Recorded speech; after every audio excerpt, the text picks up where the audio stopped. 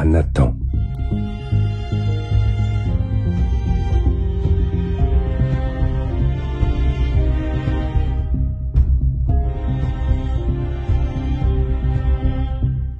Pour survivre, il faut raconter des histoires.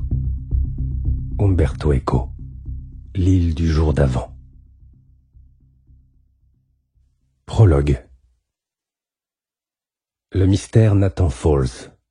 Le soir, 4 mars 2017.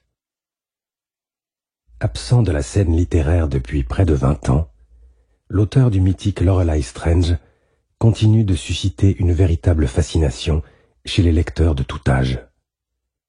Retiré sur une île de la Méditerranée, l'écrivain refuse obstinément toute sollicitation médiatique.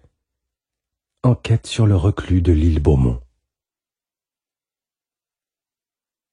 On appelle cela l'effet Streisand. Plus vous cherchez à cacher quelque chose, plus vous attirez la curiosité sur ce que vous souhaitez dissimuler. Depuis son retrait soudain du monde des lettres à l'âge de 35 ans, Nathan Falls est victime de ce mécanisme pervers. Nimbé d'une aura de mystère, la vie de l'écrivain franco-américain a suscité tout au long de ces 2 décennies son lot de ragots et de rumeurs. Né à New York en 1964 d'un père américain et d'une mère française, Falls passe son enfance dans la région parisienne, mais retourne aux États-Unis pour terminer ses études, d'abord à la Phillips Academy, puis à l'université Yale. Diplômé en droit et en sciences politiques, il s'investit ensuite dans l'humanitaire, travaille quelques années sur le terrain pour Action contre la faim et Médecins sans frontières, notamment au Salvador, en Arménie et au Kurdistan. L'écrivain à succès. Nathan Falls revient à New York en 1993 et publie son premier roman, Lorelei Strange, parcours initiatique d'une adolescente internée dans un hôpital psychiatrique. Le succès n'est pas immédiat, mais en quelques mois, le bouche à oreille, notamment chez les jeunes lecteurs, porte le roman en tête des ventes. 2 ans plus tard, avec son 2e ouvrage, Une petite ville américaine, vaste roman choral de près de 1000 pages, Falls rafle le prix Pulitzer et s'impose comme l'une des voix les plus originales des lettres américaines. Fin 1997, l'écrivain surprend une première fois le monde de la littérature. Désormais installé à Paris, il publie son nouveau texte directement en français. Les Foudroyés est une déchirante histoire d'amour, mais aussi une réflexion sur le deuil, la vie intérieure et le pouvoir de l'écriture. C'est à cette occasion que le public français le découvre vraiment, notamment lors de sa participation à une édition spéciale de Bouillon de culture, avec Salman Rushdie, Umberto Eco et Mario Vargas Llosa. On le reverra dans cette émission pour ce qui se révélera être son avant-dernière intervention médiatique, en novembre 1998. 7 mois plus tard, âgé d'à peine 35 ans, Falls annonce en effet dans un entretien décapant avec l'AFP sa décision irrévocable d'arrêter d'écrire. Le reclus de l'île Beaumont. Depuis cette date, l'écrivain s'est tenu à cette position.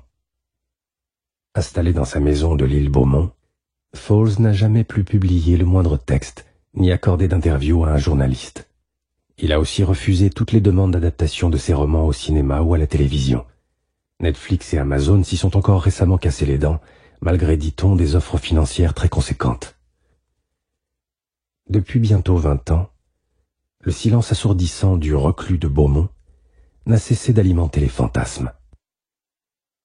Pourquoi Nathan Falls, à seulement 35 ans, alors au sommet de son succès, a-t-il choisi de se mettre volontairement en retrait du monde? Il n'y a pas de mystère Nathan Falls, assure Jasper Van Wyck, son agent depuis toujours. Il n'y a pas de secret à percer, Nathan est simplement passé à autre chose. Il a définitivement tourné la page de l'écriture et du monde éditorial. Interrogé sur la vie quotidienne de l'écrivain, Van Wyck reste dans le flou. Autant que je sache, Nathan va qu'à ses occupations privées. Pour vivre heureux, vivons cachés. Pour couper court à toute attente des lecteurs, l'agent précise que l'auteur n'a plus écrit une ligne depuis 20 ans et se montre catégorique. Si Lorelei Strange a souvent été comparé à l'attrape-cœur, Falls n'est pas Salinger. Il n'y a pas dans sa maison de coffre-fort rempli de manuscrits. Il n'y aura plus jamais de nouveaux romans signés Nathan Falls, même après sa mort. C'est une certitude. Une mise en garde qui n'a jamais découragé les plus curieux de chercher à en savoir plus. Au fil des années, de nombreux lecteurs et plusieurs journalistes ont fait le périple jusqu'à l'île Beaumont pour aller rôder autour de la maison de Falls. Ils ont toujours trouvé porte close. Une méfiance qui semble avoir gagné les habitants de l'île. Pas très étonnant dans un endroit qui, avant même la venue de l'écrivain, avait érigé en devise la maxime « Pour vivre heureux, vivons cachés ».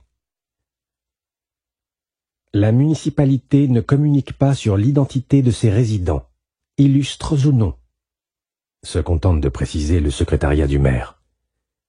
Rares sont les insulaires qui consentent à s'exprimer sur l'écrivain. Ceux qui acceptent de nous répondre banalisent la présence sur leur terre de l'auteur de Lorelei Strange. Nathan Falls ne vit pas terré chez lui, ni recroquevillé sur lui-même, assure Yvonne Sicard, l'épouse du seul médecin de l'île. On le croise souvent au volant de sa mini-moque lorsqu'il vient faire ses courses au Heads Corner, l'unique supérette de la ville.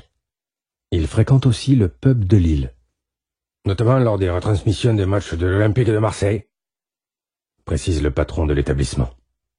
L'un des habitués du pub note que Nathan n'est pas le sauvage que décrivent parfois les journalistes, c'est plutôt un gars agréable qui connaît bien le foot et qui aime le whisky japonais. Un seul sujet de conversation peut le mettre en rogne. Si vous essayez de le brancher sur ses livres ou sur la littérature, il finira par quitter la salle. Un vide dans la littérature. Du côté de ses confrères écrivains, on trouve de nombreux inconditionnels de Falls. Tom Boyd, par exemple, lui vaut une admiration sans borne. Je lui dois certaines de mes plus belles émotions de lecture, et il fait indéniablement partie des écrivains envers lesquels j'ai une dette. Affirme ainsi l'auteur de la trilogie des anges. Même son de cloche de la part de Thomas de Gallet, lequel considère que Falls a bâti en 3 livres très différents une œuvre originale qui fera date.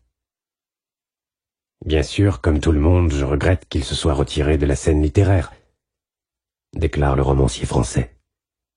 Sa voix manque à notre époque. J'aimerais que Nathan revienne dans l'arène en écrivant un nouveau roman, mais je pense que ça n'arrivera jamais. C'est probable en effet, mais n'oublions pas que Falls a choisi pour exergue de son dernier roman cette phrase du roi Lear. Ce sont les étoiles tout là-haut, qui gouvernent notre existence. Jean-Michel Dubois.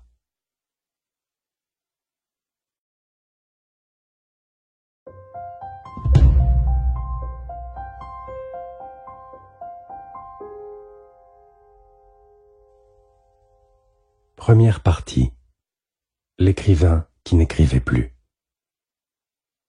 Édition Calman-Lévy, 21 rue du Montparnasse, Paris 6e. Numéro d'identification 379 529. Monsieur Raphaël Bataille, 75 avenue Aristide Briand, 92 120 Montrouge. Paris, le 28 mai 2018. Monsieur, nous avons bien reçu votre manuscrit « La timidité des cimes » et nous vous remercions de la confiance que vous accordez à notre maison d'édition. Votre manuscrit a été examiné avec attention par notre comité de lecture. Malheureusement, il ne correspond pas au type d'ouvrage que nous recherchons actuellement. Nous vous souhaitons de trouver au plus vite un éditeur pour ce texte. Bien cordialement, le secrétariat littéraire. PS, votre manuscrit reste à votre disposition dans nos locaux pendant 1 mois. Au cas où vous voudriez le recevoir en retour par la poste, merci de nous faire parvenir une enveloppe timbrée. Chapitre 1. La première qualité d'un écrivain. La première qualité d'un écrivain, c'est d'avoir de bonnes fesses. Dany Laferrière. Mardi 11 septembre 2018. 1. Le vent faisait claquer les voiles dans un ciel éclatant. Le dériveur avait quitté les côtes varoises un peu après 13 heures et filait à présent à la vitesse de 5 nœuds en direction de l'île Beaumont. Près du poste de bar, assis à côté du skipper, je m'enivrais des promesses de l'air du large, m'abîmant tout entier dans la contemplation de la limaille dorée qui scintillait sur la Méditerranée. Le matin même, j'avais abandonné mon studio de la région parisienne pour attraper le TGV de 6 heures qui ralliait Avignon. Dans la cité des Papes, j'avais pris un bus jusqu'à Hyères, puis un taxi jusqu'au petit port de Saint-Julien-les-Roses, seul embarcadère proposant des traversées en ferry à destination de l'île Beaumont. À cause d'un énième retard de la SNCF, j'avais loupé de 5 minutes l'unique navette de la mi-journée. Alors que j'errais sur le quai en traînant ma valise, le capitaine d'un voilier néerlandais qui s'apprêtait à partir chercher ses clients sur l'île m'avait gentiment offert de faire le trajet avec lui. Je venais d'avoir 24 ans et j'étais à un moment compliqué de mon existence. 2 ans plus tôt, j'étais sorti diplômé d'une école de commerce parisienne, mais je n'avais pas cherché d'emploi correspondant à ma formation. Je n'avais fait ces études que pour rassurer mes parents, et je ne voulais pas d'une vie scandée par la gestion, le marketing ou la finance. Ces 2 dernières années, j'avais jonglé avec des petits boulots pour payer mon loyer, mais j'avais consacré toute mon énergie créative à l'écriture d'un roman, La timidité des cimes, qui venait d'être rejeté par une dizaine de maisons d'édition. J'avais punaisé toutes les lettres de refus sur le panneau au-dessus de mon bureau. Chaque fois que j'avais enfoncé une épingle dans la surface de liège, j'avais eu l'impression de me l'enfoncer dans le cœur, tant mon accablement était à la mesure de ma passion pour l'écriture. Heureusement, cette déprime ne durait jamais très longtemps. Jusqu'à présent, j'étais toujours parvenu à me persuader que ces échecs étaient l'antichambre de la réussite. Pour y croire, je m'accrochais à des exemples illustres. Stephen King répétait souvent que 30 maisons d'édition avaient refusé Carrie. La moitié des éditeurs londoniens avaient trouvé le premier tome de Harry Potter beaucoup trop long pour des enfants. Avant d'être le roman de science-fiction le plus vendu au monde, Dune de Frank Herbert avait essuyé une vingtaine de rejets. Quant à Francis Scott Fitzgerald, il avait, paraît-il, tapissé les murs de son bureau avec les 122 lettres de refus envoyées par les magazines à qui il avait proposé ses nouvelles. 2. Mais cette méthode Coué commençait à connaître ses limites. Malgré toute ma volonté, j'avais du mal à me remettre à écrire. Ce n'était pas le syndrome de la page blanche ou le manque d'idées qui me paralysait. C'était l'impression pernicieuse de ne plus progresser dans mon écriture. L'impression de ne plus très bien savoir où aller. J'aurais eu besoin d'un œil neuf sur mon travail, une présence à la fois bienveillante et sans concession. En début d'année, je m'étais inscrit à un cours de creative writing organisé par une prestigieuse maison d'édition. J'avais fondé beaucoup d'espoir sur cet atelier d'écriture, mais j'avais vite déchanté. L'écrivain qui l'animait, Bernard Dufy, un romancier qui avait eu son heure de gloire dans les années 1990, se présentait comme un orfèvre du style, c'étaient ses propres mots. « Tout votre travail doit porter sur la langue et non sur l'histoire », répétait-il à longueur de temps. « Le récit n'est là que pour servir la langue. Un livre ne peut pas avoir d'autre but que la recherche de la forme, du rythme, de l'harmonie. C'est là que réside la seule originalité possible, car depuis Shakespeare, toutes les histoires ont déjà été écrites. » Les 1 000 € que j'avais déboursés pour cette leçon d'écriture, en 3 séances de 4 heures, m'avaient mis en colère et sur la paille. Peut-être Dufy avait-il raison, mais personnellement, je pensais exactement le contraire. Le style n'était pas une fin en soi. La première qualité d'un écrivain était de savoir captiver son lecteur par une bonne histoire. Un récit capable de l'arracher à son existence pour le projeter au cœur de l'intimité et de la vérité des personnages. Le style n'était que le moyen d'innerver la narration et de la rendre vibrante. Au fond, je n'avais que faire de la vie d'un écrivain académique comme Dufy. Le seul avis que j'aurais aimé recevoir, le seul qui aurait eu de l'importance à mes yeux, était celui de mon idole de toujours, Nathan Falls, mon écrivain préféré. J'avais découvert ses livres à la fin de l'adolescence, à une époque où Falls avait déjà cessé d'écrire depuis longtemps. Les Foudroyés, son 3e roman, m'avait été offert par Diane Laborie, ma petite amie de terminale, en guise de cadeau de rupture. Le roman m'avait davantage ébranlé que la perte d'un amour qui n'en était pas un. J'avais enchaîné avec ses 2 premiers livres, Lorelei Strange et Une petite ville américaine. Depuis, je n'avais plus rien lu d'aussi stimulant. Par son écriture unique, Fowles me semblait s'adresser directement à moi. Ses romans étaient fluides, vivants, intenses. Moi qui ne suis pourtant fan de personne, j'avais lu et relu ses livres car ils me parlaient de moi, de la relation aux autres, de la difficulté à tenir le gouvernail de sa vie, de la vulnérabilité des hommes et de la fragilité de notre existence. Il me donnait de la force et décuplait mon envie d'écrire. Dans les années qui avaient suivi sa retraite, d'autres auteurs avaient essayé de se couler dans son style, d'aspirer son univers, de calquer sa façon de construire un récit ou de singer sa sensibilité. Mais pour moi, personne n'était parvenu à sa cheville. Il n'y avait qu'un seul Nathan Fowles. Qu'on l'aime ou pas, on était forcé de reconnaître que Fowles était un auteur singulier.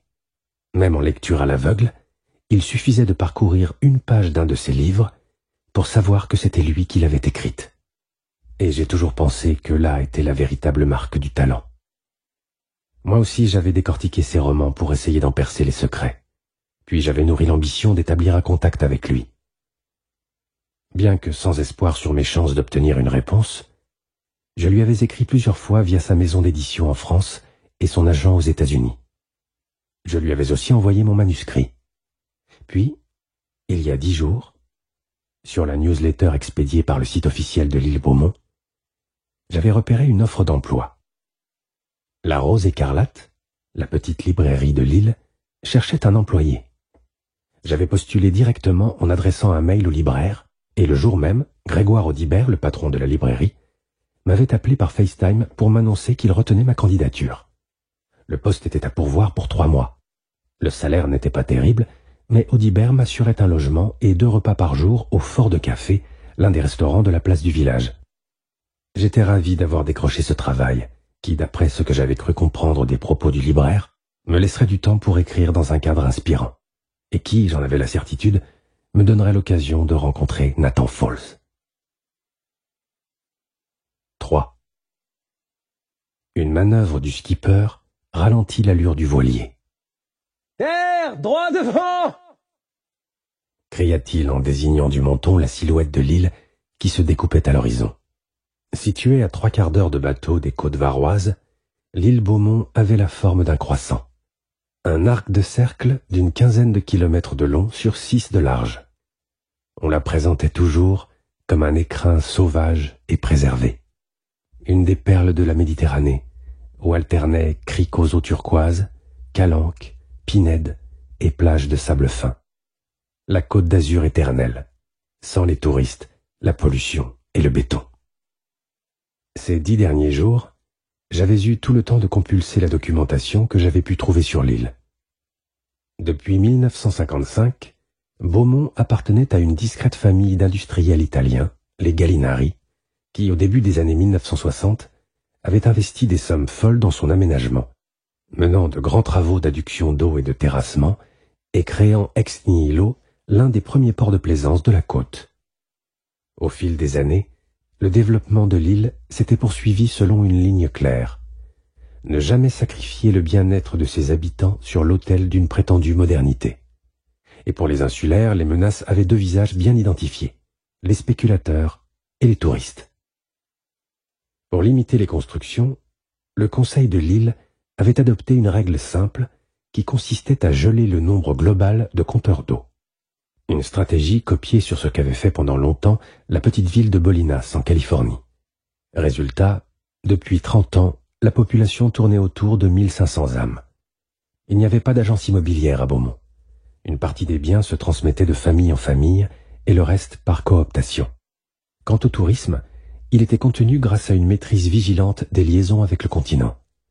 En pleine saison, comme au milieu de l'hiver, une seule navette, le fameux téméraire qu'on appelait abusivement le ferry, effectuait 3 allers-retours par jour, et pas un de plus, à 8h, 12h30 et 19h, depuis l'embarcadère de Beaumont vers celui de Saint-Julien-les-Roses.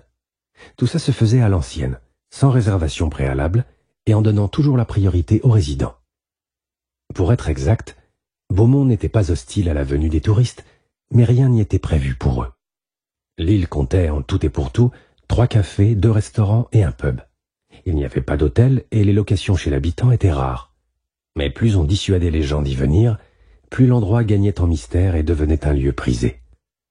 À côté de la population locale qui vivait ici à l'année, de riches résidents y possédaient des maisons secondaires. Au fil des décennies, des industriels et quelques artistes s'étaient enthousiasmés pour ce cadre chic, bucolique et serein. Un patron d'entreprise high-tech et 2 ou 3 figures de l'industrie viticole avaient réussi à racheter des villas. Mais quel que soit son niveau de notoriété ou de richesse, tout le monde faisait profil bas. La communauté n'était pas rétive à assimiler de nouveaux membres, à condition que ces derniers acceptent les valeurs qui de tout temps avaient régi l'âme de Beaumont. D'ailleurs, les récents arrivés se montraient souvent les plus farouches à défendre leur île d'adoption. Cet entre-soi suscitait bien des critiques, voire exaspérait ceux qui en étaient exclus. Au début des années 1980, le gouvernement socialiste avait eu des velléités de racheter Beaumont, officiellement pour classer le site, mais en réalité pour mettre fin au statut dérogatoire de l'île. S'en était suivi une levée massive de boucliers, et le gouvernement avait dû battre en retraite. Depuis cette époque, l'administration s'était fait une raison. L'île Beaumont était un endroit particulier, et il existait bien, à quelques encablures des côtes varoises, un petit paradis baigné par des eaux cristallines. Un bout de France qui n'était pas tout à fait la France. 4. Une fois à terre, je traînais ma valise sur les pavés du débarcadère.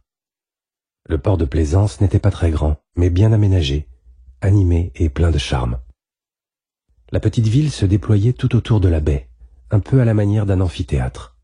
Des strates de maisons colorées qui étincelaient sous le ciel métallique. Leur éclat et leur disposition me rappelèrent l'île grecque de Hydra que j'avais visitée adolescent avec mes parents. Mais l'instant d'après, en déambulant dans les ruelles étroites et pentues, j'étais dans l'Italie des années 1960. Plus tard encore, ayant pris de la hauteur, j'aperçus pour la première fois les plages et leurs dunes blanches, et je songeais aux étendues sablonneuses du Massachusetts. Lors de ce premier contact avec l'île, alors que les roulettes de ma valise résonnaient sur le pavé des artères qui menaient au centre-ville, je compris que la singularité et la magie de Beaumont tenaient justement dans cet agrégat insaisissable. Beaumont était un lieu caméléon, un site unique et inclassable qu'il était vain de vouloir analyser ou expliquer. J'arrivai rapidement sur la place centrale. Avec ses allures de village provençal, l'endroit semblait cette fois sortir d'un roman de Giono. La place des Martyrs était le centre névralgique de Beaumont. Une esplanade ombragée, encadrée par une tour de l'horloge, un monument aux morts, une fontaine chantante et un terrain de jeu de boules. Sous les treilles, côte à côte, voisinaient les 2 restaurants de l'île. Un Saint-Jean hiver et le Fort de Café. À la terrasse de ce dernier, je reconnus le physique sec de Grégoire Audibert, qui terminait des artichauts à la poivrade. Il avait une allure d'un style vieille école, barbichette poivre et sel, petit gilet, longue veste en lin froissé. Le libraire m'identifia lui aussi, et, grand seigneur, m'invita à sa table, m'offrant une limonade comme si j'avais 12 ans. « Je préfère vous prévenir tout de suite, je ferme la librairie à la fin de l'année, » m'annonça-t-il sans prendre de gants. « Comment ça ? » C'est pour cette raison que je cherche un employé. Pour faire du rangement, un peu de comptabilité et un grand inventaire final. Vous mettez la clé sous la porte ? Il hocha la tête en saussant un reste d'huile d'olive avec son pain. Mais pourquoi ? C'est plus tenable. Mon activité a baissé continuellement au fil des années et ça va pas s'arranger. Enfin, vous connaissez le topo. Les pouvoirs publics laissent tranquillement prospérer les géants du net qui ne paient pas leurs impôts en France. Le libraire soupira, demeura pensif quelques secondes et ajouta, mi-fataliste, mi-provocateur. Et puis soyons réalistes. Pourquoi s'emmerder à venir dans une librairie quand vous pouvez vous faire livrer un bouquin en 3 clics sur votre iPhone ? Pour plein de raisons. Vous avez essayé de trouver un repreneur ? Audibert haussa les épaules. Ça n'intéresse personne. Aujourd'hui, rien n'est moins rentable que le livre. Ma librairie n'est pas la première à fermer et elle sera pas la dernière. Il versa le reste de son pichet de vin dans son verre qu'il but d'un trait. Je vais vous faire visiter la rose écarlate, dit-il en pliant sa serviette et en se levant. Dans son sillage, je traversai la place jusqu'à la librairie. La vitrine, triste à mourir, exposait des bouquins qui devaient prendre la poussière depuis des mois. Audibert poussa la porte et s'écarta pour me laisser passer. L'intérieur de la boutique était sinistre lui aussi. Des tentures privaient l'endroit de toute luminosité. Les étagères en noyer avaient certes du cachet, mais elles n'accueillaient que des références très classiques, pointues, voire snob. La culture dans ce qu'elle avait de plus académique. Tel que je commençais à cerner le personnage, j'imaginais un instant Audibert avoir une attaque cardiaque si on l'avait obligé à vendre de la science-fiction, de la fantaisie ou des mangas. « Je vais vous montrer votre chambre, » dit-il en désignant un escalier en bois au fond du magasin. Le libraire avait ses appartements au premier étage. Mon logement était situé au deuxième. Un studio mansardé qui s'étendait tout en longueur. En ouvrant les portes-fenêtres grinçantes, j'eus l'heureuse surprise de découvrir un balcon-terrasse qui surplombait la place. La vue spectaculaire qui portait jusqu'à la mer me remonta un peu le moral. Un dédale de ruelles serpentait entre les constructions ocre en pierre patinée avant de rejoindre le rivage. Après avoir rangé mes affaires, je descendis retrouver Audibert à la librairie pour faire un point sur ce qu'il attendait vraiment de moi. « Le Wi-Fi ne marche pas très bien, » prévint-il en allumant un vieux PC. « Il faut souvent relancer la box qui est installée à l'étage. » Le temps que l'ordinateur se réveille, le libraire brancha une petite plaque de cuisson et remplit le réservoir d'une cafetière moka. « Un café ?»« Avec plaisir. » Tandis qu'il préparait nos 2 tasses, je déambulais dans la boutique. Sur le panneau en liège derrière le bureau, étaient épinglées de vieilles unes de livres hebdo, datant d'une époque où Romain Gary écrivait encore. J'exagère à peine. J'avais envie d'ouvrir en grand les rideaux, d'enlever les tapis pourprés et limés, de réorganiser de fond en comble les rayonnages et les tables de présentation des ouvrages. Comme s'il lisait dans mes pensées, Audibert prit la parole. La Rose écarlate existe depuis 1967. La librairie ne paie pas de mine aujourd'hui, mais c'était une véritable institution autrefois. Beaucoup d'auteurs français et étrangers sont venus faire des rencontres ou des dédicaces ici. Il sortit d'un tiroir un livre d'or à la reliure en cuir et me tendit l'ouvrage pour m'inciter à le feuilleter. Au gré des clichés, je reconnus en effet Michel Tournier, J.M.G. Leclésio, Françoise Sagan, Jean d'Ormesson, John Irving, John le Carré et Nathan Falls. « Vous allez vraiment fermer la librairie ?»« Sans regret, » affirma-t-il. « Les gens ne lisent plus, c'est comme ça. » Je nuançai. Les gens lisent peut-être différemment, mais ils lisent toujours. Audibert tourna le gaz pour couper le sifflement de la cafetière italienne. « Enfin, vous voyez ce que je veux dire. Je ne vous parle pas de divertissement, je vous parle de la vraie littérature. » Bien sûr. La fameuse vraie littérature.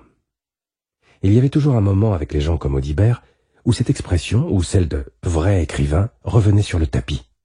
Or, je n'avais jamais laissé à personne le droit de me dire ce que je devais lire ou pas. Et cette façon de s'ériger en juge pour décider ce qui était de la littérature et ce qui n'en était pas me paraissait d'une prétention sans borne. « Vous connaissez beaucoup de vrais lecteurs autour de vous ?» s'anima le libraire. « Je vous parle de lecteurs intelligents qui consacrent un temps significatif à lire des livres sérieux. » Sans attendre ma réponse, il continua à s'enflammer. « Entre nous, combien reste-t-il de vrais lecteurs en France? 10 000?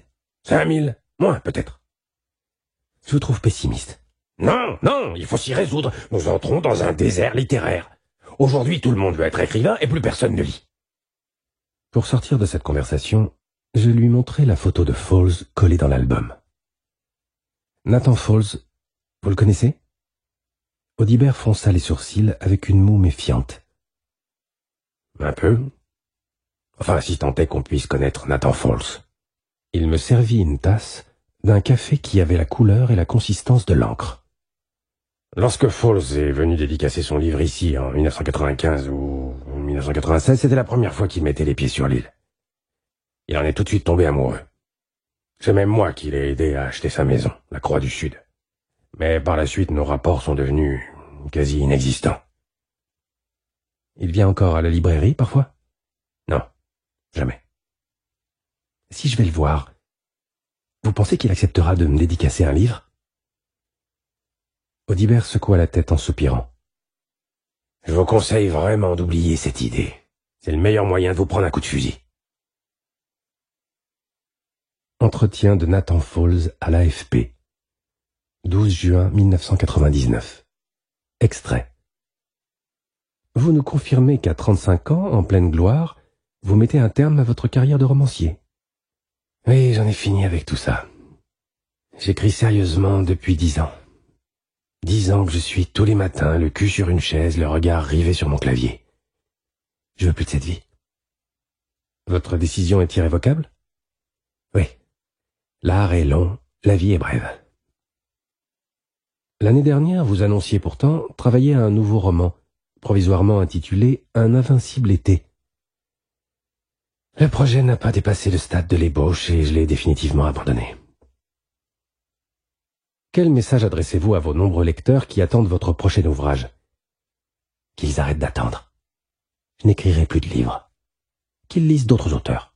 Ce n'est pas ce qui manque. Écrire est difficile? Oui, mais sans doute moins que beaucoup d'autres boulots. Ce qui est compliqué et source d'angoisse, c'est le côté irrationnel de l'écriture. C'est pas parce que vous avez écrit 3 romans que vous saurez écrire le 4e. Il n'y a pas de méthode, de règles, de parcours fléché. Chaque fois que vous débutez un nouveau roman, c'est le même saut dans l'inconnu. Justement, que savez-vous faire à part écrire? Il paraît que je fais très bien la blanquette de veau. Pensez-vous que vos romans passeront à la postérité? J'espère bien que non. Quel rôle peut jouer la littérature dans la société contemporaine? Je me suis jamais posé la question et j'ai pas l'intention de commencer aujourd'hui. Vous avez également pris la décision de ne plus donner d'interview. J'en ai déjà trop donné. C'est un exercice faussé qui n'a plus grand sens, hormis la promotion. Le plus souvent, pour ne pas dire toujours, vos propos sont rapportés de manière inexacte, tronqués, sortis de leur contexte. J'ai beau chercher, je ne trouve aucune satisfaction à expliquer mes romans, et encore moins à répondre à des questions sur mes préférences politiques ou sur ma vie privée. Connaître la biographie des écrivains que l'on admire permet pourtant de mieux comprendre leurs écrits. Comme Margaret Atwood, je pense que vouloir rencontrer un écrivain parce qu'on aime son livre, c'est comme vouloir rencontrer un canard parce qu'on aime le foie gras. Mais n'est-il pas légitime d'éprouver l'envie d'interroger un écrivain sur le sens de son travail? Non, c'est pas légitime. La seule relation valable avec l'écrivain, c'est de le lire.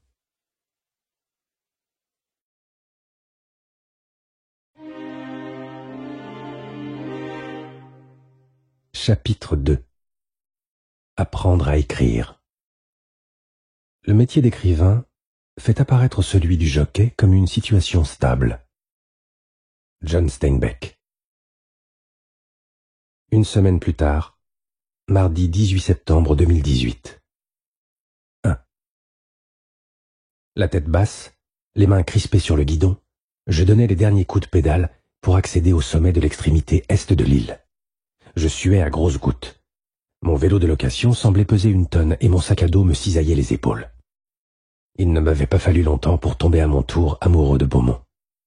Depuis 8 jours que je vivais ici, j'avais profité de mes moments de loisir pour arpenter l'île dans tous les sens et me familiariser avec sa topographie. À présent, je connaissais presque par cœur la côte nord de Beaumont, là où se trouvait le port, la ville principale et les plus belles plages.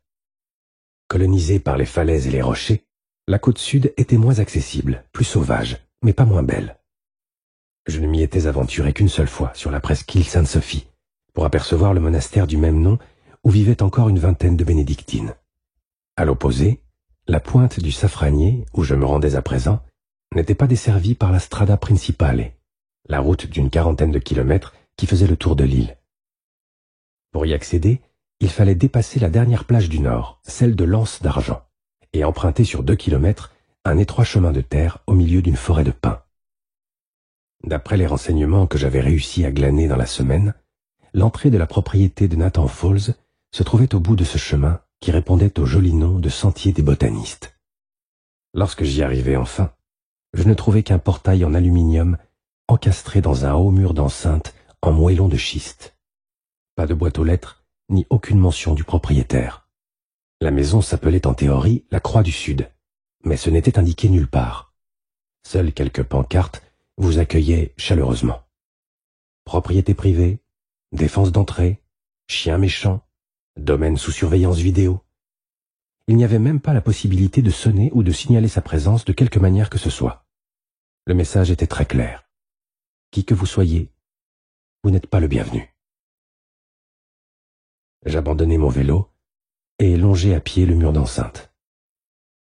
À un moment, la forêt cédait la place à un maquis touffu de bruyères, de myrtes et de lavandes sauvages. Au bout de 500 mètres, je débouchai sur une falaise qui plongeait dans la mer. Au risque de me briser les os, je me laissai glisser sur les rochers jusqu'à trouver un point d'appui. Je crapahutai le long d'un apic que je parvins à enjamber à l'endroit où la paroi devenait moins raide. Cet obstacle franchi, je continuai à suivre la côte sur une 50aine de mètres, et au détour d'une masse rocheuse, je l'aperçus enfin. La demeure de Nathan Falls. Construite à flanc de falaise, la villa paraissait incrustée dans la roche.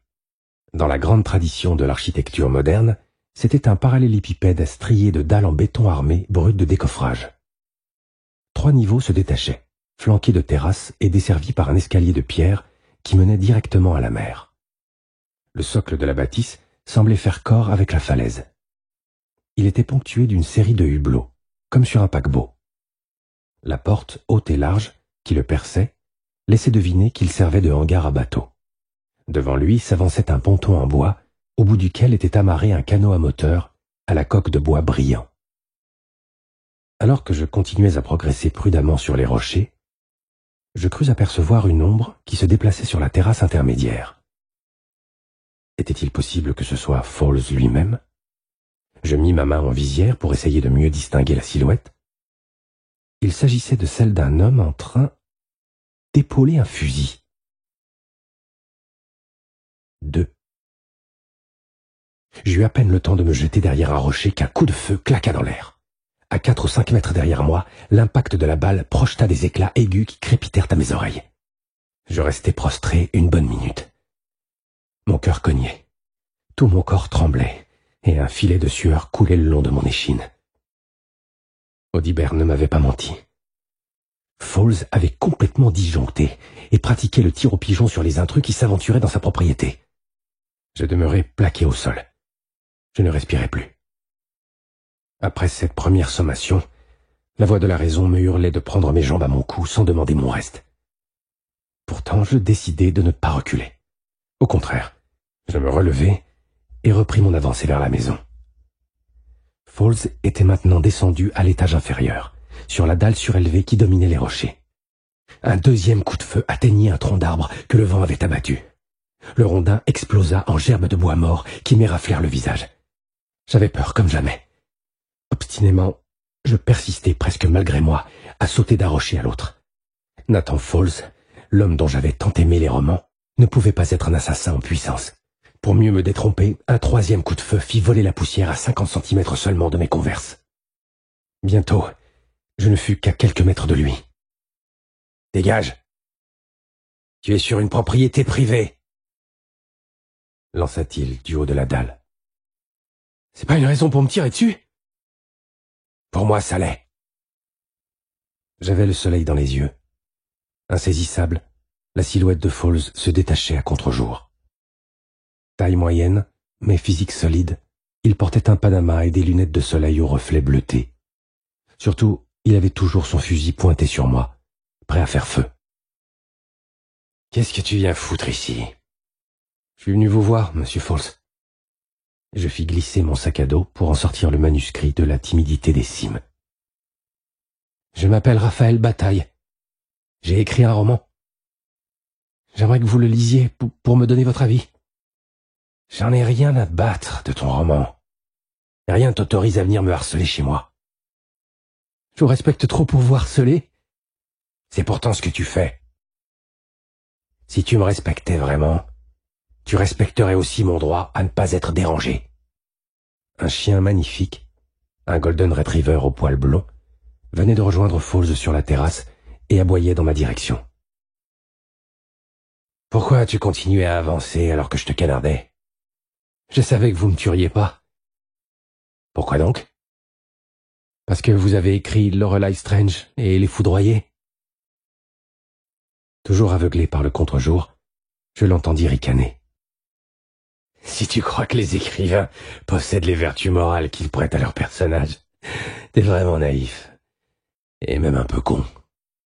Écoutez, je voudrais juste des conseils de votre part, pour améliorer mon écriture. Des conseils? Mais aucun conseil n'a jamais rendu un écrivain meilleur. Si tu avais 3 sous de jugeote, tu l'aurais déjà compris par toi-même. Donner un peu de son attention aux autres ne fait de mal à personne. Personne ne peut t'apprendre à écrire. C'est quelque chose que tu dois apprendre seul. Pensif, Falls baissa un instant la garde pour caresser la tête de son chien, avant de reprendre. Bon, tu voulais un conseil, tu l'as eu. Barre-toi maintenant. Je peux vous laisser mon manuscrit? Demandai-je en sortant les pages reliées de mon sac à dos. Non, je le lirai pas. Aucune chance. Pétard, vous n'êtes pas commode? Pour le même prix, je vais pourtant te donner un autre conseil. Fais autre chose de ta vie que de vouloir devenir écrivain. C'est ce que me disent tout le temps mes parents. Eh ben, ça prouve qu'ils sont moins cons que toi. 3. Un coup de vent soudain prolongea une vague jusqu'à mon promontoire. Pour l'éviter, j'escaladai un autre groupe de rochers, ce qui me rapprocha encore de l'écrivain. Il tenait de nouveau son fusil à pompe coincé sous son épaule. Un Remington Wingmaster à double bras coulissant, comme on en voyait parfois dans les vieux films, même si celui-ci était profilé en fusil de chasse. « Tu t'appelles comment, déjà ?» demanda-t-il lorsque la vague fut passée. « Raphaël.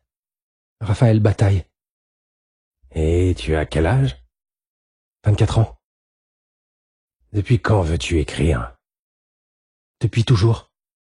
Y a que ça qui m'intéresse. » Profitant de ce que j'avais son attention, je me lançai dans un monologue pour expliquer combien, depuis l'enfance, la lecture et l'écriture avaient été mes bouées de sauvetage pour endurer la médiocrité et l'absurdité du monde, combien, grâce aux livres, je m'étais bâti une citadelle intérieure qui... « Tu vas aligner les clichés pendant longtemps ?» m'interrompit-il. « Ce ne sont pas des clichés !» protestai-je, vexé, en rangeant mon manuscrit dans le sac à dos. « Si j'avais ton âge aujourd'hui, j'aurais d'autres ambitions que de vouloir devenir écrivain. » Pourquoi? Parce que l'existence d'un écrivain est le truc le moins glamour du monde. Soupira Falls. Tu mènes une vie de zombie, solitaire et coupé des autres. Tu restes toute la journée en pyjama à t'abîmer les yeux devant un écran en bouffant de la pizza froide et en parlant à des personnages imaginaires qui finissent par te rendre fou. Tu passes tes nuits à suer sang et eau pour torcher une phrase que les 3/4 de tes maigres lecteurs ne remarqueront même pas. C'est ça, être écrivain. Enfin, c'est pas que ça. Falls continua comme s'il n'avait rien entendu. Et le pire, c'est que tu finis par devenir accro à cette existence de merde, parce que tu te donnes l'illusion, avec ton stylo et ton clavier, d'être un démiurge et de pouvoir rafistoler la réalité. C'est facile pour vous de dire ça. Vous avez tout eu. Qu'est-ce que j'ai eu? Des millions de lecteurs, la célébrité, l'argent, des prix littéraires, des filles dans votre lit. Franchement, si tu écris pour l'argent ou les filles, choisis une autre activité. Vous voyez ce que je veux dire? Non.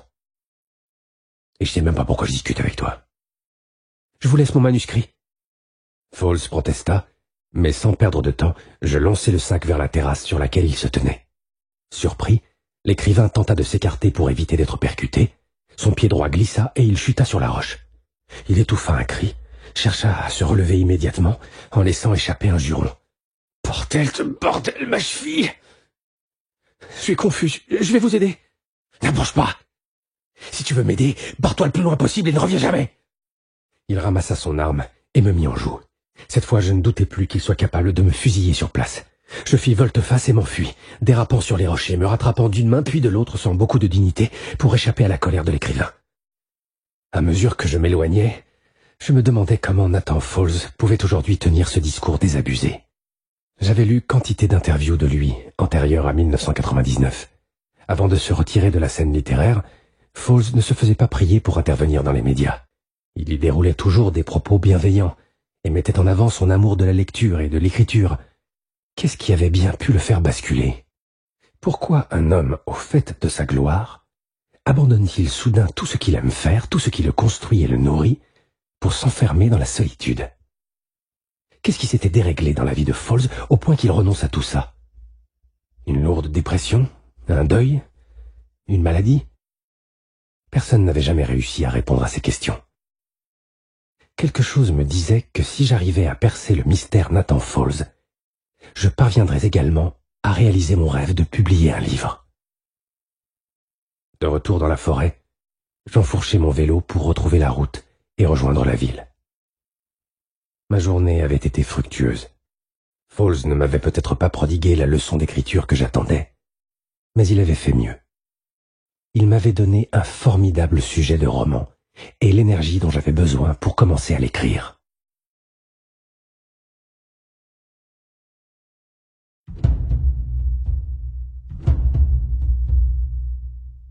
Chapitre 3. La liste de courses des écrivains. Je n'appartiens pas à la clique des mauvais écrivains qui prétendent n'écrire que pour eux-mêmes. Tout ce qu'un auteur écrit pour lui-même, ce sont des listes de courses qu'il peut jeter ses achats terminés. Tout le reste sont des messages adressés à quelqu'un d'autre. Umberto Eco. 3 semaines plus tard, lundi 8 octobre 2018. 1. Nathan Falls se rongeait les sangs, à demi allongé dans un fauteuil, son pied droit plâtré, posé sur une ottomane molletonnée, il se sentait désemparé. Son chien Bronco, le seul être dont l'existence lui importait sur Terre, était introuvable depuis 2 jours. Le Golden Retriever disparaissait parfois 1 heure ou 2, jamais davantage. Aucun doute, il lui était arrivé quelque chose. Un accident, une blessure, un enlèvement. La nuit précédente, Nathan avait téléphoné à Jasper Van Wyck, son agent new-yorkais, son principal lien avec le monde et ce qui se rapprochait le plus d'un ami, pour solliciter un conseil. Jasper s'était proposé pour appeler tous les commerçants de Beaumont. Il avait également fait composer par un des membres de son équipe une affichette promettant 1 000 € de récompense à qui retrouverait le chien, et la leur avait expédiée par mail. À présent, il n'y avait plus qu'à attendre et à croiser les doigts. Nathan soupira en regardant sa cheville plâtrée.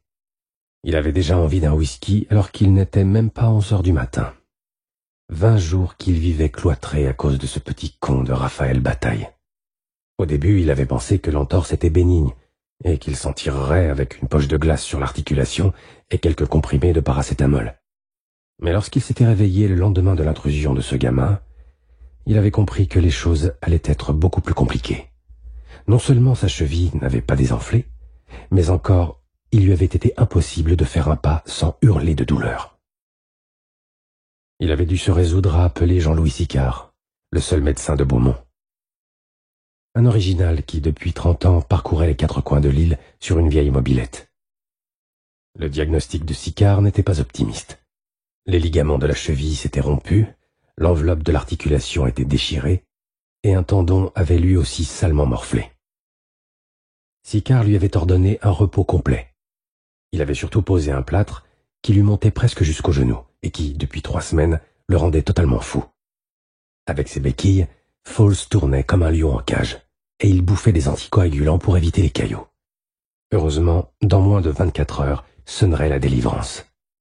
Ce matin, à la 1re heure, lui qui prenait rarement son téléphone, s'était fendu d'un appel au vieux docteur pour vérifier qu'il n'avait pas oublié leur rendez-vous.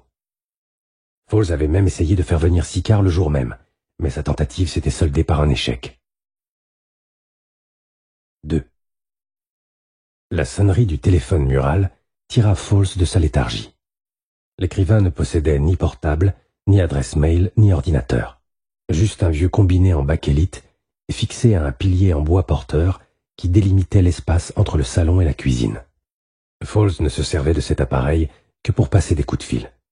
Il ne répondait jamais lui-même aux appels, laissant le répondeur de l'étage du dessus s'enclencher. Aujourd'hui, toutefois, la disparition de son chien lui fit faire une entorse à ses habitudes. Il se mit debout et, appuyé sur ses béquilles, se traîna jusqu'à l'appareil. C'était Jasper Van Wyck. « J'ai une formidable nouvelle, Nathan.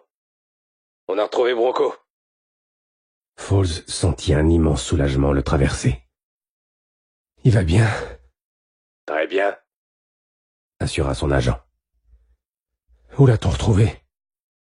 Une jeune femme l'a aperçu sur la route du côté de la presqu'île Sainte-Sophie et l'a conduit chez Ed's Corner. « Tu as dit à Ed de me ramener Bronco ?» La fille insiste pour le faire elle-même. Nathan sentait le piège à plein nez. La presqu'île était à l'autre bout de Beaumont, à l'opposé de la pointe du Safranier. Et si cette femme avait enlevé son chien pour pouvoir l'approcher? Au début des années 1980, une journaliste, Betty Eppes, avait leurré Salinger en mentant sur son identité et en transformant une conversation banale qu'elle avait eue avec lui en une interview qu'elle avait proposée aux journaux américains. C'est qui, au juste, cette femme?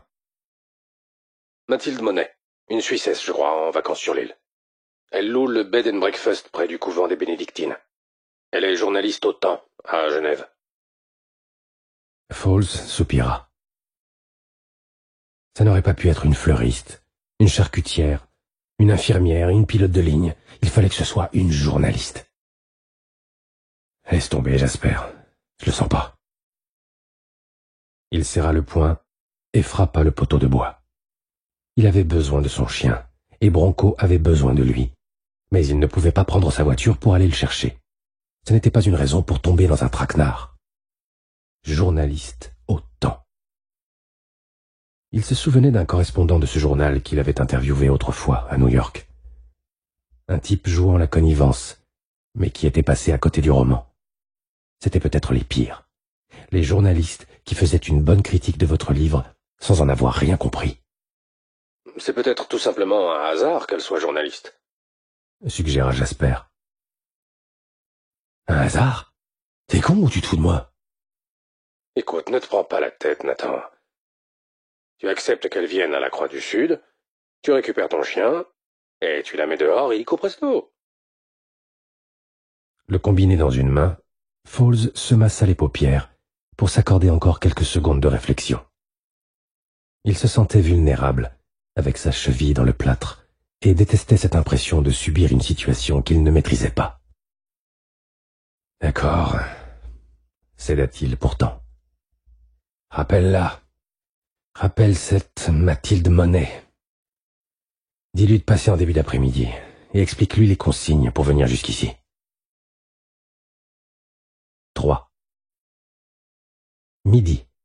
Après 20 minutes d'argumentation, je venais de réussir à vendre un exemplaire du manga Quartier lointain, le chef-d'œuvre de Taniguchi, et j'avais le sourire aux lèvres. En moins d'un mois, j'étais parvenu à transformer la librairie. Ce n'était pas une métamorphose, mais une série de changements significatifs. Un espace plus lumineux et aéré, un accueil plus souriant et moins bourru. J'avais même arraché à Audibert le droit de commander quelques références incitant davantage à l'évasion qu'à la réflexion. De petits signaux qui allaient tous dans le même sens. La culture pouvait aussi être un plaisir. Je devais reconnaître au libraire le mérite de m'avoir laissé le champ libre. Il me foutait une paix royale et n'était pas souvent présent dans son magasin, ne sortant de son appartement du premier que pour aller boire des coups sur la place. En me plongeant dans les comptes, je m'étais aperçu qu'il avait beaucoup noirci le tableau. La situation de la librairie était loin d'être catastrophique. Audibert était propriétaire des murs, et comme plusieurs commerçants de Beaumont, il recevait une généreuse subvention versée par la SA Gallinari, propriétaire de l'île. Avec un peu de bonne volonté et pas mal de dynamisme, il était possible de rendre à la librairie tout son éclat, et même, rêvais-je, d'y faire revenir des auteurs. « Raphaël !» Peter McFarlane, le propriétaire de la boulangerie de la place, venait de passer une tête dans la librairie. C'était un Écossais sympathique qui, 25 ans plus tôt, avait quitté une île pour une autre. Sa boulangerie était célèbre pour sa pie saladière et ses fougassettes. Elle répondait au nom de Brett Pitt, pour respecter une tradition un peu ridicule et à 1000 lieues du côté chic de Beaumont, mais à laquelle les gens semblaient très attachés. Donner à chaque commerce un nom fondé sur un jeu de mots. Seuls quelques pisse-froids comme Ed avaient refusé de se prêter à l'exercice. « Tu viens prendre l'apéro ?» me proposa Peter. Tous les jours, quelqu'un me conviait au cérémonial de l'apéritif. Sur le coup de midi, les gens s'attablaient aux terrasses pour déguster un pastis ou un verre de Terra dei Pini, le vin blanc qui faisait la fierté de l'île. Au début, je trouvais ça folklore, puis très vite, je m'étais pris au jeu. Tout le monde connaissait tout le monde à Beaumont. Où que vous alliez, vous rencontriez toujours un visage familier pour faire un bout de conversation. Les gens prenaient le temps de vivre et de se parler. Et pour moi qui avais toujours vécu dans la grisaille, l'agressivité et la pollution de la région parisienne, c'était quelque chose de nouveau. Je m'attablais avec Peter à la terrasse des Fleurs du Malte. D'un air détaché, je scrutais les visages autour de moi à la recherche d'une jeune femme blonde. Une cliente de la librairie que j'avais croisée la veille. Elle s'appelait Mathilde Monet. Elle était en vacances à Beaumont, où elle louait une chambre dans une maison près du couvent des Bénédictines. Elle m'avait acheté les 3 romans de Nathan Falls, qu'elle affirmait pourtant avoir déjà lus. Intelligente, drôle, lumineuse. On avait discuté 20 minutes, et je ne m'en étais toujours pas remis. Depuis, l'idée de la revoir me trottait dans la tête. Le seul point noir de ces dernières semaines, c'était que j'avais peu écrit. Mon projet sur le mystère Nathan Falls, que j'avais baptisé « La vie secrète des écrivains », n'avançait guère. Je manquais de matière, et mon sujet m'échappait. J'avais envoyé plusieurs mails à Jasper Van Wyck, l'agent de Falls, qui bien entendu ne m'avait pas répondu. J'avais interrogé les gens de l'île, mais personne ne m'avait rien appris que je ne sache déjà. « C'est quoi cette histoire de dingue ?» demanda Audibert en nous rejoignant, un verre de rosé à la main. Le libraire avait l'air soucieux. Depuis 10 minutes, une folle rumeur se répandait sur la place, vers laquelle convergeaient de plus en plus de gens. Elle évoquait la découverte d'un cadavre par 2 randonneurs néerlandais à Tristana Beach, la seule et unique plage de la côte sud-ouest de l'île. L'endroit était magnifique, mais dangereux. Déjà en 1990, 2 adolescents s'étaient tués en jouant près des falaises. Un accident qui avait traumatisé les habitants de l'île. Au-delà des petits groupes en pleine discussion, je repérais Ange Agostini, l'un des policiers municipaux qui quittait la place. D'instinct, je le suivis dans les ruelles et le rattrapai au moment où il rejoignait son triporteur garé près du port. « Vous allez à Tristana Beach, n'est-ce pas? Je peux venir avec vous ?» Agostini se retourna, un peu surpris de me trouver dans ses pattes. C'était un grand type chauve, un Corse sympa, gros lecteur de polar et fan des frères Cohen, à qui j'avais fait découvrir mes 6 noms préférés, Les Suicidés, L'homme qui regardait passer les trains, La Chambre bleue. « Monte si ça te chante !» me répondit le Corse en haussant les épaules. Entre 30 et 40 km à l'heure, le triporteur Piaggio se traînait sur la strada principale. Agostini avait l'air inquiet. Les messages qu'il avait reçus sur son portable étaient alarmistes et incitaient à penser qu'il s'agissait d'un meurtre plutôt que d'un accident. « C'est inimaginable, » marmonna-t-il. « Il ne peut pas y avoir de meurtre à Beaumont. » Je voyais ce qu'il voulait dire. Il n'y avait pas de réelle criminalité à Beaumont. Quasi aucune agression et très peu de vols.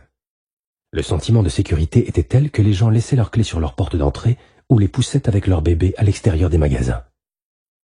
La police locale ne comptait que 4 ou 5 personnes, et le gros de leur travail consistait à dialoguer avec la population, à faire des rondes et à signaler les alarmes détraquées. 4. La route suivait difficilement la côte au relief tourmenté. Il fallut 20 bonnes minutes au triporteur pour rallier Tristana Beach. Au détour d'un virage, on devinait parfois, plus qu'on ne les voyait, de grandes villas blanches cachées derrière les hectares de pinèdes. Tout à coup, le paysage changea radicalement pour laisser place à une plaine désertique qui surplombait une grève de sable noir. À cet endroit, Beaumont ressemblait à l'Islande plus qu'à Porquerolles. C'est quoi ce bordel? Le pied sur le champignon, en pente et en ligne droite, le triporteur devait frôler les 45 km à l'heure. Ange Agostini désignait la dizaine de voitures qui bloquaient la route. En se rapprochant davantage, la situation devint plus claire. La zone était totalement bouclée par des flics venus du continent. Agostini gara son engin sur le bas-côté et arpenta les abords du périmètre gelés par des bandes de plastique. Je ne comprenais rien. Comment autant de mecs, visiblement des gars de la PJ de Toulon, mais il y avait aussi un véhicule de la police scientifique, avaient-ils pu se déployer aussi vite sur cette partie hostile de la côte? D'où venaient leurs 3 bagnoles sérigraphiées? Pourquoi personne ne les avait-il vus débarquer sur le port? Je me mêlai au badaud et prêtai l'oreille à toutes les conversations. Petit à petit, je parvins à reconstituer l'ébauche du scénario de la matinée. Vers 8 heures du matin, un couple d'étudiants néerlandais qui faisaient du camping sauvage avait découvert un cadavre de femme. Ils avaient immédiatement contacté le commissariat de Toulon, qui avait obtenu l'autorisation d'utiliser l'aéroglisseur des douanes pour envoyer sur l'île une armada de policiers et 3 voitures. Pour plus de discrétion, les flics avaient directement débarqué sur la dalle bétonnée de Saragota, à une dizaine de kilomètres d'ici. Je retrouvai Agostini un peu plus loin, sur un petit monticule de terre en bordure de la route. Il paraissait à la fois bouleversé et un peu humilié de ne pas pouvoir accéder à la scène de crime. « On sait qui est la victime ?» demandai-je. « Pas encore, mais on pense qu'il ne s'agit pas de quelqu'un de l'île. » « Pourquoi les flics sont-ils venus si vite et si nombreux? Pourquoi n'ont-ils prévenu personne ?» Le Corse regarda d'un air absent son téléphone portable. « C'est à cause de la nature du crime et des photos que les jeunes ont envoyées. » « Les Néerlandais ont pris des photos ?» Agostini hocha la tête. « Elles ont circulé pendant quelques minutes sur Twitter avant d'être retirées. Mais il reste des copies d'écran. »« Je peux voir ?» ?»« Franchement, je te le conseille pas. C'est pas un spectacle pour un libraire. »« N'importe quoi. J'aurais aussi bien pu les voir passer sur mon fil Twitter, moi aussi. »« Comme tu voudras. » Il me tendit son appareil, et ce que j'y découvris me souleva le cœur. On y voyait le cadavre d'une femme. J'avais du mal à lui donner un âge, tant son visage semblait déformé par ses blessures. J'essayais de déglutir, mais ma gorge était paralysée par cette vision d'horreur. Le corps, nu, était comme cloué au tronc d'un eucalyptus gigantesque. Je zoomais sur l'écran tactile. Ce n'étaient pas des clous qui plaquaient la femme sur le tronc. C'étaient des ciseaux à bois ou des outils de tailleur de pierre qui lui brisaient les os et s'enfonçaient dans ses chairs. 5. Au volant de son pick-up décapotable, Mathilde Monet traversait le bois qui s'étendait jusqu'à la pointe du Safranier. À l'arrière du véhicule, Bronco regardait le paysage en jappant. Il faisait bon. L'odeur de la brise marine se mêlait à celle des eucalyptus et de la menthe poivrée. Les reflets mordorés du soleil automnal se frayaient un chemin à travers le feuillage des pins parasols et des chênes verts. Arrivée devant le mur d'enceinte en moellon de schiste, Mathilde descendit de voiture et suivit les consignes que lui avait communiquées Jasper Van Wyck. Près du portail en aluminium, derrière une pierre plus sombre que les autres, était camouflé un interphone. Mathilde sonna pour s'annoncer. Il y eut un grésillement et le portail s'ouvrit. Elle s'aventura à l'intérieur d'un grand parc sauvage. Une route de terre courait à travers les arbres. Des séquoias, des arbousiers et des bosquets de lauriers densifiaient la végétation. Puis le chemin tournicota sur une pente raide, et la mer apparut soudain en même temps que la maison de Falls. Une bâtisse aux formes géométriques, en pierre ocre, verre et béton. À peine avait-elle garé le pick-up à côté de ce qui devait être le véhicule de l'écrivain, une mini-moque couleur camouflage, avec un volant et un tableau de bord en bois laqué, que le Golden Retriever sauta de la voiture pour se précipiter vers son maître qui l'attendait devant la porte. Appuyé sur une béquille, l'écrivain était tout à sa joie de retrouver son compagnon. Mathilde s'avança. Elle s'était imaginé qu'elle allait être confrontée à une sorte d'homme des cavernes, un vieux sauvage bourru en haillons avec les cheveux longs et une barbe de 20 centimètres. Mais l'homme qui se tenait devant elle était rasé de frais. Il portait ses cheveux courts, un polo en lin bleu ciel assorti à ses yeux, et un pantalon de toile.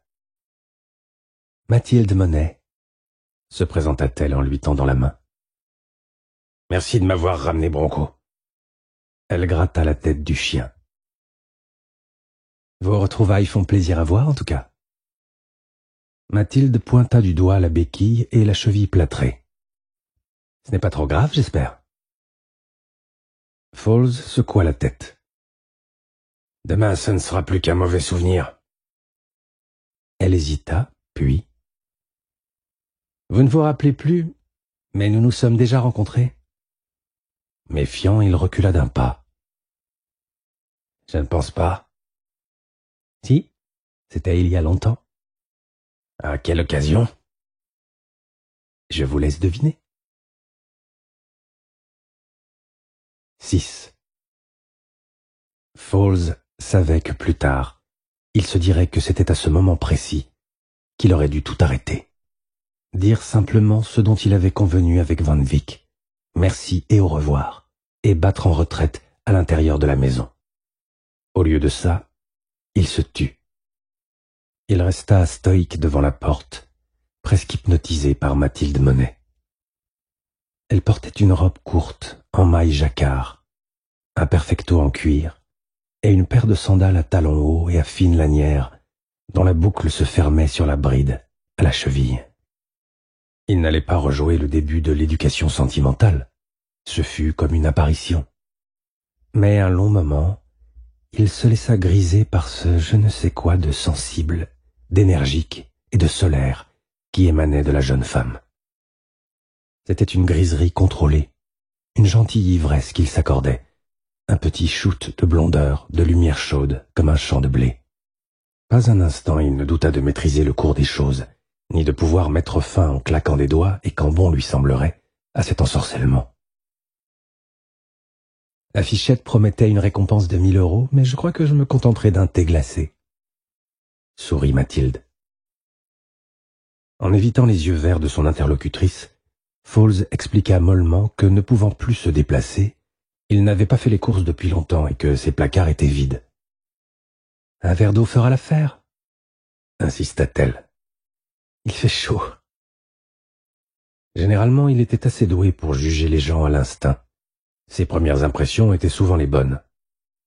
Là, pourtant, il était un peu paumé, traversé par des sensations contradictoires. Une alarme s'était déclenchée dans sa tête pour le mettre en garde contre Mathilde. Mais comment résister à la promesse insaisissable et énigmatique qu'elle portait en elle? Un halo diffus, doux comme le soleil d'octobre. « Entrez. »